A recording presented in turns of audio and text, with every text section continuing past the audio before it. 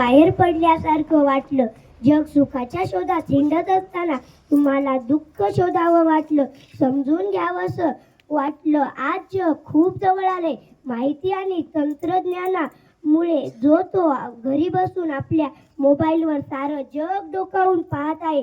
पण स्वतःमध्ये डोकावून पाहणं विसरलो आम्ही. तुम्ही हेच सांगायचंच ना. जगभर माणसं गोंगाटाला वैतागून शांतीच्या शोधात आहेत. आज देशच नाही तर सारे जग बाहेरच्या संकटांना तोंड देतंय. त्यातून बाहेर पडण्याचा प्रयत्न करतोय.